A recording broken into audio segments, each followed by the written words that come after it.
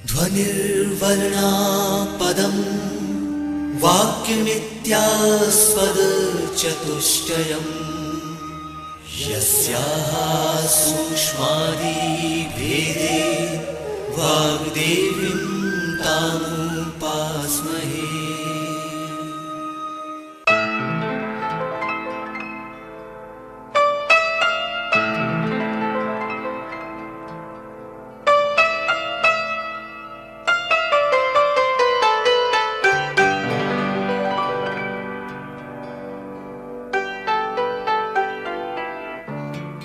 मध्य प्रदेश भोज मुक्त विश्वविद्यालय का इलेक्ट्रॉनिक माध्यम निर्माण और शोध केंद्र EMPRC प्रस्तुत करता है समाज कार्य विषय पर ध्वनि कार्यक्रम। भारत में समाज कल्याण की विचारधाराएं और कार्यक्रम।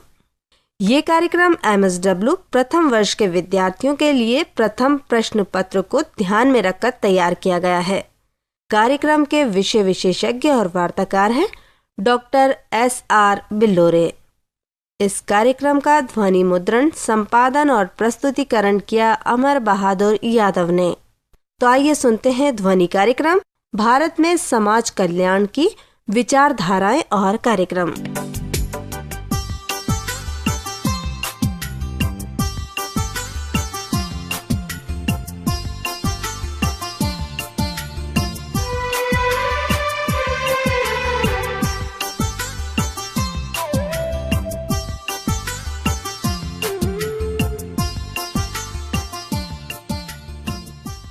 प्रिय छात्रों, जब हम ये नारा सुनते हैं कि गर्व से कहो कि हम भारतीय हैं, तो मैं आपसे कहूं कि इसमें जरा भी अतिशयोक्ति नहीं है, क्योंकि पूरी दुनिया में भारत जैसा देश शायद ही कहीं हो। हमारा भारत देश विविधताओं वाला देश है, विविधता में एकता वाला देश। इतनी विविधता दुनिया में बहुत कम देशों में पाई जाती है। आप देखें, हमारे यहाँ विविधता है जलवायु की। एक तरफ तो राजस्थान का रेगिस्तान है, या 4-6 साल में कभी एक आधी बार थोड़ी सी बारिश हो जाती है, और दूसरी तरफ हिमालय की बर्फ 12 महीने जमी होती है। दुनिया में जितने भी प्रचलित धर्म हैं, सारे के सारे धर्मों के अनुयायी हमारे देश में निवास करते हैं। हमारे यहाँ भाषाएँ हैं, बोलियाँ हैं, कई हजार। वेशभूषा की विविधता है, खान पान की विविधता है, रीति रिवाजों की विविधता है। और यही विविधता समाज कल्याण के क्षेत्र में भी आपको देखने को मिल सकती है। ये कहने की आवश्यकता नहीं है कि हमारे देश में समाज कल्याण की हजारों साल पुरानी परंपरा है। सबसे पहले भारत के ही ऋषि मुनियों ने उद्घोष किया था, सर्वे भवन्तु सुखिनः, सर्वे सन्तु निरामयाः, सर्वे भद्राणि पश्यन्तु, माँ कश्चित् दुख भाग भवेत्।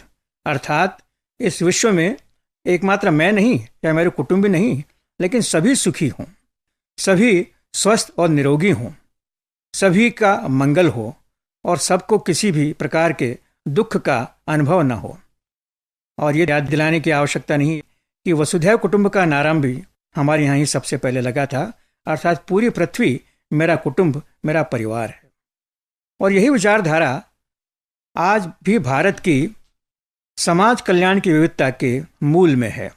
आइए देखें कि इस विविधता के कितने और कैसे रूप हैं। यह मैं स्पष्ट कर दूं कि जितनी भी विचारधाराएं भारत में आज हैं समाज कल्याण के क्षेत्र में, उनका लक्ष्य एक ही है, सबका कल्याण, सर्वे भवन्तु सुखिनः। हाँ, उनके रास्ते अलग अलग हैं, अनेक रास्ते हैं। इसकी तुलना हम ऐसे कर सकते हैं कि ईश्वर तो एक है, लेकिन उसकी प्राप्ति के मार्ग अलग अलग धर्मों के रूप में हमारे सामने स्पष्ट हैं। तो आइए देखें पहले कि भारत में समाज कल्याण के क्षेत्र में कितने प्रकार की विचारधाराएं हैं और उन आधारों पर कौन कौन से कैसे कैसे काम हमारे देश में हो रहे हैं। आइए सबसे पहले देखें समाज कल्याण की वह विचारधारा या वह लोग या वह कार्यकर्ता या वह संस्थाएं जो धर्म पर आधारित हैं। ये मैंने पहले ही आपसे कहा था कि दुनिया में जितने भी आज धर्म हैं प्रचलित, सबके अनुयायी भारत में हैं। यहाँ हिंदू, बौद्ध, सिख और जैन तो हैं ही, इसके अलावा इस्लाम, ईसाई, यहूदी और पारसी धर्म के अनुयायी भी हैं। और अगर आप सारे धर्मों का अध्ययन करें गहराई से, तो आप पाएंगे कि सभी धर्मों के मूल में आदमी को अच्छा इंसान बनाने की प्रेरणा है। और कुछ धर्म तो ये मानते हैं कि मानव सेवा ही ईश्वर सेवा है, और इसी मूल मंत्र पर वह अपना कार्य आधारित रखते हैं। प्रत्येक धर्म के मानने वाले समाज कल्याण में संलग्न हैं। जैसा कि मैंने पहले आपसे कहा था, विचारधाराएं अलग अलग हो सकती हैं, लेकिन सबके मूल में सबका कल्याण, सबकी भलाई, सबका हित चिंतन ही है। हिंदू धर्म में अगर आप देखें तो आर्य समाज या रामकृष्ण मिशन जैसी संस्थाएं हैं, और ये संस्थाएं शिक्षा के क्षेत्र में, दलितों और पीड़ितों की सेवा के क्षेत्र में बहुत महत्वपूर्ण कार्य कर रही हैं। ऐसे ही संगठन बौद्ध धर्म में हैं, जैन धर्म में हैं और सिख धर्मों के भी हैं। सिख धर्म में तो खास करके जो उनके भाईचारे की भावना है, साथ में बैठ करके लंगर छकना, कोई जात पात का भेद नहीं और सबकी सेवा समान रूप से करना, यह वास्तव में अनुकरणीय है। उसी तरह से आप देखेंगे इस्लाम धर्म, इस्लाम में भी हज़रत मोहम्मद साहब ने यही शिक्षा दी है कि दूसरों को अपना जैसा ही मानो और जैसा व्यवहार तुम अपने लिए चाहते हो वैसा ही व्यवहार दूसरों के लिए भी करो। भारत में बहुत बड़े बड़े समाज सुधारक हुए इस्लाम धर्म के मानने वाले, और इसमें प्रमुख नाम है सर सैयद अहमद खान का, जिन्होंने अलीगढ़ मुस्लिम विश्वविद्यालय की स्थापना की। उसी तरह से जमायत उल उलेमाए हिंद, इस प्रकार के संगठन भी भारत में सक्रिय हैं, जो मुस्लिम भाइयों के बीच में अत्यंत महत्वपूर्ण कार्य कर रहे हैं। जहाँ तक ईसाई धर्म का सवाल है, मदर टेरेसा तो इसका एक अद्भुत उदाहरण है, जिनका नाम पूरी दुनिया में प्रसिद्ध है। और ईसाई मिशनरियों की अनेक सामाजिक संस्थाएं 150-200 साल से देश भर में सेवा के कार्य में लगी हुई हैं। इनके अस्पताल, इनके शिक्षा संस्थाएं, खास करके कुछ रोगियों के लिए जो सेवा कार्य कर रहे हैं, वास्तव में द्रष्टव्य है। उसी तरह से पारसी धर्म और यहूदी धर्म के मानने वाले भी भारत में सक्रिय हैं समाज कल्याण के क्षेत्र में। यह आप जानते हैं कि देश में पारसियों की संख्या बेहद कम है, दाल में नमक के बराबर भी नहीं, लेकिन ये पारसी समुदाय समाज सेवा में बहुत आगे है। यहाँ तक कि भारत में जो सबसे पहला समाज कार्य का महाविद्यालय खुला सन 1936 में, वह एक पारसी सज्जन सर दोराबजी टाटा के नाम से ही खुला, और आज वह धारा हमारे देश में अत्यंत सक्रिय है। तो ये तो पहले प्रकार की विचारधाराएं हुई हमारे देश में समाज कल्याण के क्षेत्र में जो सक्रिय हैं, और मैंने कुछ संगठनों के आपको नाम बताए जो अपने अपने धार्मिक विश्वासों के मुताबिक जनता की सेवा में लगे हैं, लोक कल्याण के कार्य में लगे हुए हैं। लेकिन इसके साथ में अनेक संगठन देश में ऐसे भी हैं जो धर्मनिरपेक्ष हैं। तो आइए अब देखें कि धर्मनिरपेक्ष संगठनों की विचारधारा क्या है और ये किस प्रकार के कार्य में संलग्न हैं। पहली बात, धर्म के आधारित जो समाज कल्याण हो रहा है, उनका दर्शन धार्मिक न होकर के सामाजिक दर्शन है। और इसमें जो कुछ प्रमुख संस्थाएं हैं, वो तो देश में अपनी 100 साल से भी अधिक का अस्तित्व कायम रखे हुए हैं। इनमें प्रमुख है भारत सेवक समाज, भारतीय समाज कल्याण परिषद यानी Indian council of social welfare, भारतीय बाल कल्याण परिषद, Indian council of child welfare, HelpAge India, ये सब नाम आपने सुने ही होंगे।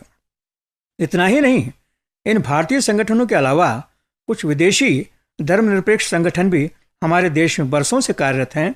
उदाहरण के लिए यूनिसेफ, यूनेस्को, केयर इत्यादि। तो दूसरी धारा हमारे देश में समाज कल्याण की है उन संगठनों की, उन कार्यकर्ताओं की जो किसी धर्म से जुड़े हुए नहीं हैं, धर्मनिरपेक्ष रूप से समाज कल्याण के कार्य में संलग्न हैं। तीसरी जो धारा है प्रमुख देश में, वो है स्वतंत्र कार्यकर्ताओं की। ये कार्यकर्ता भी समाज कल्याण के क्षेत्र में एक अद्भुत उदाहरण है। ये न तो किसी विशेष विचारधारा से संबंधित हैं, न किसी धर्म से, न किसी पार्टी से। इनकी अपनी एक सामाजिक विचारधारा है, इनका अपना एक सामाजिक दर्शन है, अपनी प्रेरणा है, और उसी प्रेरणा के वशीभूत होकर के ये लोग तन मन धन से समाज सेवा के कार्य में लगे हुए हैं। कुछ नाम मैं आपको बताऊं जो कि आपने निश्चित रूप से सुने होंगे। बाबा साहब आमटे अब तो हमारे बीच नहीं हैं, लेकिन उन्होंने महाराष्ट्र में कुष्ठ रोगियों के कल्याण में अद्भुत पराक्रम किया, अद्भुत कार्य किया, और आज उस आनंदवन नाम की संस्था जहाँ पर के कुष्ठ रोगी कार्य करते हैं, उसके खर्चे से महाराष्ट्र में कई स्कूल और कॉलेज चल रहे हैं। उसी तरह से पंडित सुंदरलाल बहुगुणा जो पर्यावरण संरक्षण के क्षेत्र में वर्षों से कार्यरत हैं, बंकर रॉय जो IAS अधिकारी थे, अपने उस पद से इस्तीफा दे करके राजस्थान में तिलोनिया नाम के छोटे से गांव में बैठ करके उन्होंने अपना कार्य आरंभ किया आज से लगभग 30 साल पहले। और आज न केवल राजस्थान में बल्कि पूरे देश में तिलोनिया का जो मॉडल है ग्राम विकास का, वह एक उदाहरण है कि किस प्रकार से ग्राम विकास के कार्य में हम लोग अपना योगदान दे सकते हैं। श्रीमती इला भट्ट गुजरात की, उन्होंने सेवा संस्था की स्थापना की। इसका पूरा नाम है सेल्फ एम्प्लॉयड वीमेंस एसोसिएशन, अर्थात जो महिलाएं किसी संगठित उद्योग में काम नहीं कर रही हैं बल्कि सब्जी का ठेला लगाना, घरों में काम करना, झाड़ू पोछे का काम करना, बीड़ी बनाना, सिलाई करना, कशीदाकारी करना, इन सारी महिलाओं को एकत्रित करके उनसे शोषण से मुक्त करके एक अद्भुत संगठन उन्होंने खड़ा किया है, श्रीमती इला भट्ट। और उसी तरह से श्री राजन सिंह राजस्थान के, जिन्होंने पानी की समस्या को हल करने के लिए अद्भुत कार्य किया राजस्थान में, और वो मॉडल आज पूरे देश में हमारे सामने जगह जगह पर उसका अनुकरण किया जा रहा है। तो ये तीसरी धारा थी उन स्वतंत्र समाज सेवकों की जो समाज कल्याण के क्षेत्र में अपनी प्रेरणा से और अपने तरीके से काम कर रहे हैं। अब आइए देखें, समाज कल्याण के क्षेत्र में चौथी धारा है और वो है पॉलिटिकल पार्टीज की, राजनीतिक दल। ये कहने की आवश्यकता नहीं है कि भारत में आज अनेक छोटी और बड़ी राजनीतिक पार्टियां हैं। कुछ पार्टियां ऐसी हैं जिनका शायद एक या दो ही विधायक या संसद सदस्य हमको दिखाई देता है, और ये स्थानीय पार्टियां हैं। इनके अलावा बहुत पुरानी पार्टियां भी हैं जो कई सालों से देश के राजनीतिक क्षेत्र में सक्रिय हैं, नाम लेने की आवश्यकता नहीं है। लेकिन ये आप देखेंगे कि खास करके जो बड़ी पार्टियां हैं, जो बड़े राजनीतिक दल हैं, उनकी अपनी विशेष शाखाएं भी होती हैं। अर्थात उनकी युवा शाखा होती है, महिला शाखा होती है, श्रमिक शाखा होती है, कमज़ोर वर्ग की शाखा होती है, अल्पसंख्यकों की शाखाएं होती हैं। और इन दलों का ये दावा है कि इन सभी शाखाओं के माध्यम से ये जो समाज के कमज़ोर वर्ग हैं उनके बीच में वो समाज कल्याण का कार्य कर रहे हैं। इसमें राजनीति कितनी है, वोट की राजनीति कितनी है और शुद्ध समाज सेवा कितनी है, इसका विवेचन करने का अभी समय नहीं है। लेकिन फिर भी इनका दावा जरूर है कि ये लोग भी समाज कल्याण के क्षेत्र में सक्रिय हैं। खास करके चुनाव के समय सभी बड़ी पार्टियां अपने अपने मैनिफेस्टो या अपने घोषणा पत्र प्रकाशित करती हैं, और आप देखेंगे कि उसमें भी समाज कल्याण के अनेकों प्रावधान ये पार्टियां करती हैं, इस आशय से कि अगर हमारी सरकार बनी तो हम इन प्रावधानों को लागू करने का पूरा प्रयास करेंगे। ये विवादास्पद पार्टियां भले ही हों, लेकिन इसमें मैं नाम लेना चाहूँगा एक ऐसे संगठन का जो जुड़ा तो है किसी पार्टी विशेष से, लेकिन जिसके बारे में खुद महात्मा गांधी जी ने कहा था कि अगर मेरा बस चले तो इस संगठन के मॉडल पर, इस संगठन के प्रारूप के अनुसार में पूरे देश के ट्रेड यूनियंस को, श्रमिक संघों को काम करने के लिए प्रेरित करूं। इसका नाम है अहमदाबाद स्थित मजूर महाजन। यह संगठन बहुत पुराना है, इसके पीछे गांधी जी की प्रेरणा रही है, और यह संगठन अहमदाबाद के जो कपड़ा मिले हैं उसके श्रमिकों की ट्रेड यूनियन है।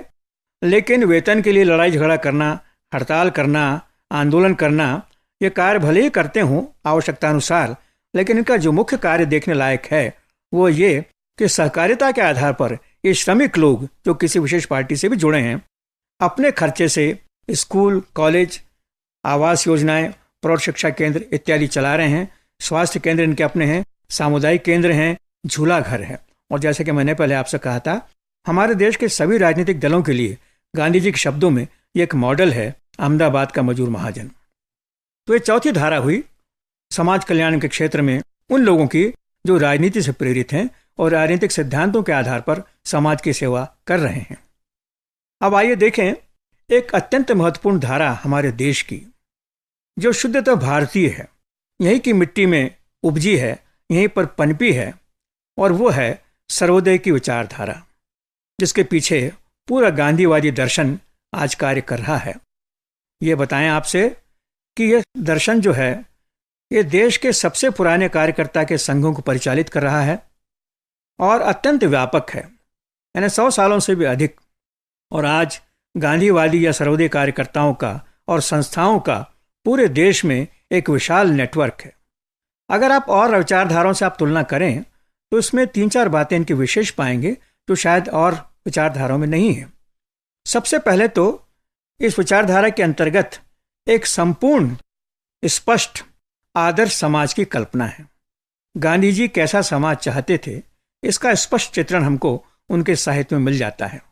वो एक ऐसा समाज चाहते थे जो शुद्धतः ग्राम मूलक हो, प्रत्येक गांव अपने में एक स्वतंत्र इकाई हो और जो अपनी बुनियादी आवश्यकताएं हैं, रोटी, कपड़ा, मकान, स्वास्थ्य, शिक्षा, मनोरंजन इत्यादि में आत्मनिर्भर हो।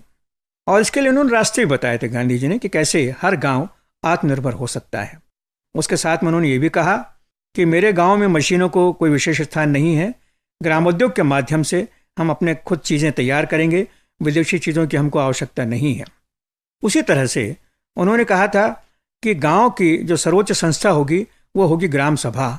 इसमें गांव का हर एक वयस्क सदस्य उसका सदस्य होगा, हर एक वयस्क व्यक्ति उसका सदस्य होगा, और वही एक अपनी पंचायत का चुनाव करेगी, और ये पंचायत ही उस गांव की सर्वोच्च संस्था होगी उसके शासन के लिए और उसके प्रशासन के लिए, और उसका गांव में वही स्थान होगा जो देश में पार्लियामेंट का होता है।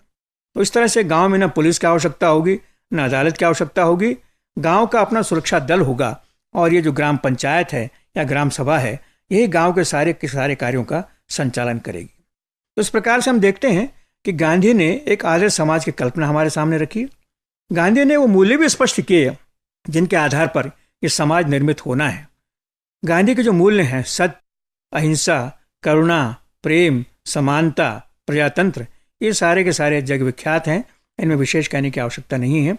लेकिन गांधी का ये विश्वास था कि जब तक इन मूल्यों की स्थापना नहीं हो जाती तब तक आदर्श समाज की स्थापना भी संभव नहीं है। इतना ही नहीं, उन्होंने इस आदर्श समाज की स्थापना के लिए एक बहुत स्पष्ट कार्यक्रम देश के सामने रखा, और उसको गांधी ने कहा था यह कार्यक्रम पूर्ण स्वराज्य का कार्यक्रम है। गांधी जी मानते थे कि राजनीतिक आज़ादी ही केवल आज़ादी नहीं होती है, अंग्रेजों के चलने के बाद भी हमारे देश में हमको जिस आज़ादी की अपेक्षा रहेगी, जिसका हम वेट करेंगे, वो है सामाजिक स्वतंत्रता और आर्थिक स्वतंत्रता। तो उन्होंने देश की सामाजिक और आर्थिक आज़ादी के लिए अपना एक 19 सूत्री कार्यक्रम घोषित किया, और इसको उन्होंने कहा यह पूर्ण स्वराज का कार्यक्रम है। कुछ लोगों ने इसको रचनात्मक कार्यक्रम कहा, कुछ लोगों ने ग्राम स्वराज का कार्यक्रम कहा। और इस कार्यक्रम में जो महत्वपूर्ण बातें उन्होंने शामिल की थी वो है खादी, ग्रामोद्योग, राष्ट्रभाषा, क्षेत्रीय भाषाएं, अस्पृश्यता उन्मूलन, नशाबंदी इत्यादि। अगर आप इस कार्यक्रम को विस्तार से देखें तो पाएंगे कि हमारे ग्रामीण जीवन का और हमारे राष्ट्रीय जीवन के हर पहलू को यह कार्यक्रम स्पर्श करता है। तो गांधी जी का आदर्श समाज का चित्र, समाज के मूल्य, समाज को प्राप्त करने के कार्यक्रम, और उसके साथ में गांधी जी ने विधियां भी स्पष्ट की कि कौन से तरीकों से हम भारत में एक आदर्श समाज बना सकते हैं। और उन विधियों का एक इकट्ठा नाम उन्होंने दिया, सत्याग्रह। सत्याग्रह तो एक समग्र नाम है विधियों का। दरअसल इसके कई हिस्से हैं, कई इसके टेक्निक्स हैं। उदाहरण के लिए उपवास, गांधी जी ने भी कई बार उपवास किया, हिंदू मुस्लिम एकता के लिए, हरिजनों के कल्याण के लिए, बहुत सारी बातें उसमें आती हैं। उसके बाद में दूसरा उनका हथियार था बायकॉट का, तीसरा था सविनय अवज्ञा आंदोलन का, चौथा था पदयात्राओं का, हड़ताल भी इसमें शामिल हैं। इसी तरह से सारी की सारी जो विधियां सत्याग्रह के अंतर्गत आती हैं उसमें गांधी जी की दो ही बातें स्पष्ट रूप से हमको देखने को मिलती है। पहला उनका कहना था कि अपना अगर विरोधी भी कोई सामने है तो उसके प्रति हमारे मन में दुर्भावना नहीं होनी चाहिए। हमारा विरोध उसके गलत कार्यों के प्रति है, न कि उसके व्यक्तिगत रूप से उसके प्रति। तो एक इसका उन्होंने उदाहरण दिया कि अंग्रेज़ों के खिलाफ उनकी तो पूरी लड़ाई लड़ी, उन्होंने स्वतंत्रता संग्राम का नेतृत्व किया, लेकिन उसके बाद भी आज हम देखते हैं कि लंदन में, इंग्लैंड में गांधी जी की जगह प्रतिमाएं लगी हुई हैं। ये उनके मन की निर्मलता का ही असर था। और दूसरा उन्होंने कहा कि अगर हमको शुद्ध साध्य प्राप्त करना है, लक्ष्य प्राप्त करना है, तो साधन भी शुद्ध ही होने चाहिए। ध्यान रहे कि गलत साधनों से कभी सही लक्ष्य आप प्राप्त नहीं कर सकते। और इसके बाद में बहुत स्पष्ट रूप से उन्होंने एक आचार संहिता का भी निर्माण किया कि जो गांधीवादी कार्यकर्ता होगा उसका आचरण कैसा होना चाहिए। न केवल वेशभूषा बल्कि उसके अंतर के जो विचार हैं वो उन्होंने स्पष्ट किए। और ये आचार संहिता न केवल कार्यकर्ता के लिए तैयार की बल्कि उन्होंने गांधीवादी संस्थाएं जो हैं उनके लिए भी आचार संहिता स्पष्ट रूप से तैयार की। गांधी जी के शहादत के बाद सर्वोदय का कार्य रुका नहीं। आचार्य विनोबा भावे ने आगे बढ़ कर के उसका नेतृत्व किया और उनके नेतृत्व में देश में एक ऐसे अद्भुत आंदोलन का जन्म हुआ जिसको पूरी दुनिया ने आश्चर्य से देखा, और वो आंदोलन था भूदान का और ग्रामदान का। केवल मांगने से 40 लाख एकड़ जमीन भारत जैसे देश में मिल सकती है, इसका आज भी लोगों को विश्वास नहीं है। लेकिन ये सच्चाई है कि आचार्य विनोबा भावे के नेतृत्व में भूदान आंदोलन के माध्यम से 40 लाख से भी अधिक एकड़ की भूमि प्राप्त हुई और देश के 5 लाख भूमिहीन परिवारों में उस भूमि का वितरण किया गया।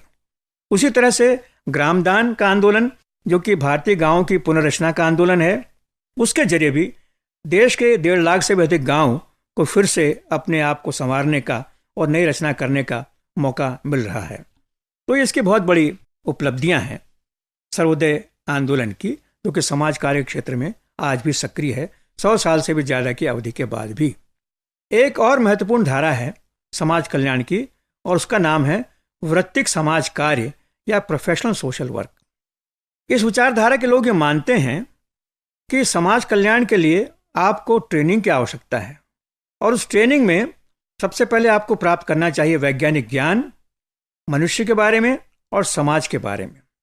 और इसी तरह से आप जिस तरह से एक डॉक्टर अपने पेशेंट का इलाज करता है, उसी प्रकार से सामाजिक समस्याओं के समाधान के लिए आपको कौशल की ज़रूरत है, टेक्निक की ज़रूरत है, जो कि किसी संस्था में ही सीखी जा सकती है। इस आंदोलन का प्रारंभ, इस विचारधारा का प्रारंभ हमारे देश में सन 1936 में हुआ, जब sir Dorabji Tata institute of social work की स्थापना हुई, जिसे आज Tata institute of social sciences कहा जाता है, बॉम्बे की। और ये अग्रगण्य संस्था है इस आंदोलन में, इस विचारधारा में। इस विचारधारा के मानने वाले ये कहते हैं कि आपको अगर इस क्षेत्र में प्रवेश करना है तो बाकायदा ट्रेनिंग लेनी पड़ेगी, और इसको आज समाज कार्य को एक व्यवसाय का दर्जा उसी प्रकार से मिल चुका है जिस तरह से डॉक्टरी को या इंजीनियरिंग को। अर्थात इसमें ट्रेनिंग होती है, विशेष कार्य क्षेत्र इसका होता है, सामाजिक कार्यकर्ताओं का संघ भी है, इसकी विशेष विधियां हैं जिनकी ट्रेनिंग संस्थाओं में दी जाती है, और इस 2 साल या 1 साल की ट्रेनिंग के बाद छात्र को विश्वविद्यालय द्वारा समाज कार्य में डिप्लोमा या मास्टर ऑफ सोशल वर्क की उपाधि दी जाती है। ये कहना होगा कि आज हमारे देश में 12 लाख से भी ज़्यादा रजिस्टर्ड एनजीओ हैं, और इनमें प्रशिक्षित सामाजिक कार्यकर्ताओं की मांग निरंतर बढ़ती जा रही है। और अंत में एक जो बहुत बड़ा क्षेत्र है, जो इन सबसे भी शायद ज़्यादा है, आकार में, गहराई में, व्यवस्था में, वित्तीय साधनों में, वो है राजकीय समाज कल्याण। अर्थात समाज कल्याण किया जा रहा है हमारे देश में शासन द्वारा भी, केंद्रीय शासन द्वारा भी और राज्य के सरकारों द्वारा भी। सन 1947 में मिली आज़ादी के बाद जब हमारी सरकार बनी तो सारी की सारी परिस्थितियां हमारे अनुकूल थी, और हमने समाज कल्याण के क्षेत्र में भी कदम आगे बढ़ाए।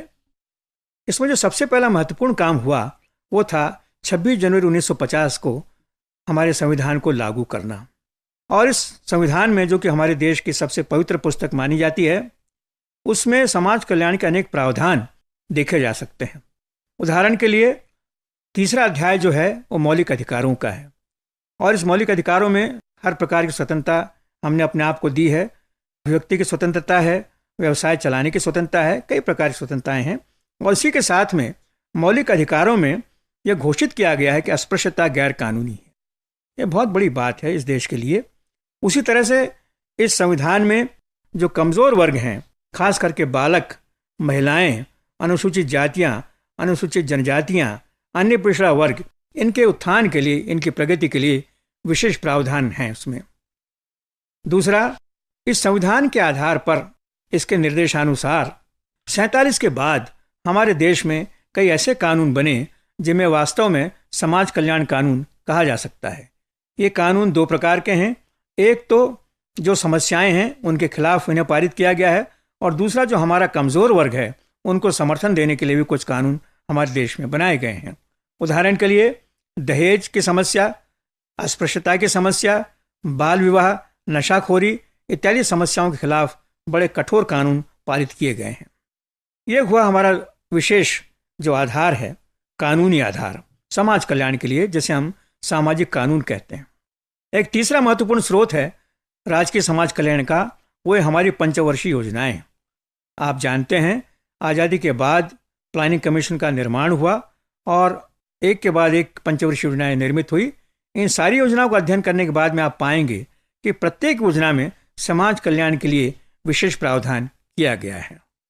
और इसके अलावा केंद्रीय सरकार में और राज्य सरकारों में समाज कल्याण और उससे संबंधित विषयों के अलग अलग मंत्रालय हैं, स्वतंत्र मंत्रालय हैं, विभाग हैं, और इनके माध्यम से भी समाज कार्य का काम, योजनाएं चल रही हैं। सामुदायिक विकास, कम्युनिटी डेवलपमेंट हमारे देश का एक अत्यंत महत्वपूर्ण कार्यक्रम है, जिसमें ब्लॉक को या विकास खंड को इकाई मान करके पूरे देश को कई विकास खंडों में बांट दिया गया और ये कल्पना की गई कि इन विकास खंडों के विकास से, इनमें जो गांव हैं उनके विकास से पूरे देश में विकास की एक नई लहर चल पड़ेगी। पंचायती राज भी एक अद्भुत योजना है जिसके माध्यम से सत्ता का विकेंद्रीकरण किया गया है। 3 टियर जो व्यवस्था है उसमें इस बात की कोशिश की गई है कि गांव के लोग या जनपद के लोग या जिले के लोग अपने कल्याण की योजनाएं खुद बनाएं और उनको संचालित करें। उसकी वित्तीय व्यवस्था राज्य के माध्यम से की जाएगी। तो आत्मनिर्णय का अधिकार इस पंचायती राज के माध्यम से लोगों को देने का प्रयास किया गया है और ये भी राजकीय समाज कल्याण की विचारधारा का एक बड़ा अच्छा उदाहरण है। तो अंत में छात्रों, अगर हम निष्कर्ष निकालें तो हम पाएंगे कि स्वतंत्रता के बाद भारत में समाज कल्याण के क्षेत्र में बहुत तेजी से प्रगति हुई है। ये जरूर है कि हर एक कार्य के अपने गुण और दोष होते हैं, हर एक कार्य की अच्छाइयाँ भी होती हैं और हर एक कार्य की सीमाएं भी होती हैं। लेकिन ये 7 प्रमुख जो धाराएं हैं इनके भी अपने गुण दोष हैं, सरकार की भी अपनी सीमाएं हैं, उसमें भी कई प्रकार की कमियां निकाली जा सकती हैं और स्वैच्छिक क्षेत्र में भी आप देखेंगे कि कई प्रकार के दोष भी हैं और कई प्रकार के उनमें आगे बढ़ने की ललक भी आपको मिलेगी। लेकिन इनका सबका लक्ष्य, जैसा कि मैंने प्रारंभ में आपसे कहा था, सबका लक्ष्य एक ही है, सर्वे भवन्तु सुखिनः, सर्वे सन्तु निरामया, सर्वे भद्राणि पश्यन्तु, मा कश्चित् दुःखभाग् भवेत्। धन्यवाद।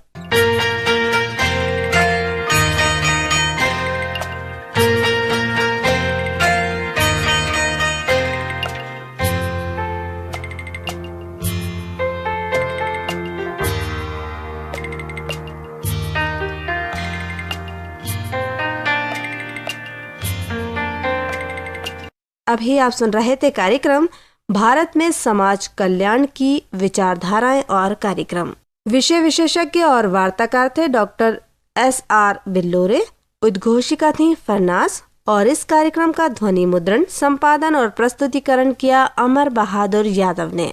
ये कार्यक्रम मध्य प्रदेश भोज मुक्त विश्वविद्यालय के इलेक्ट्रॉनिक माध्यम निर्माण और शोध केंद्र EMPRC द्वारा प्रस्तुत किया गया।